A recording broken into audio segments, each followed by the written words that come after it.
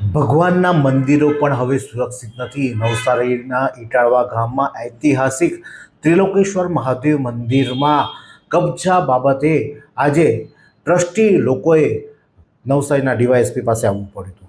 મામલો છે ત્રિલોકેશ્વર મહાદેવ મંદિર જે આવ્યું છે તેમાં ટ્રસ્ટ બનાવવામાં આવ્યું છે, ટ્રસ્ટીઓ છે, તેમ છતાં ત્રાહિત વ્યક્તિ દ્વારા મંદિર પર ગુંડાગર્દી કરીને કબજો જમાવી લેવામાં આવ્યો છે।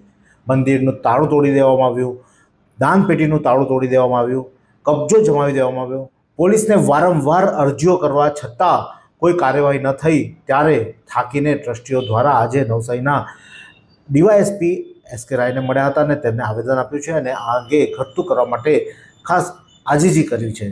મંદિર ટ્રસ્ટના પ્રમુખ છગનભાઈ પટેલ, અલ્પેશભાઈ પટેલ સહિતના ટ્રસ્ટીઓ મોટી સંખ્યામાં આજે પહોંચ્યા હતા અને એસપી કચેરી ખાતે જઈ ડીવાયએસપીને મુલાકાત કરી અને ન્યાયની માંગ કરી છે।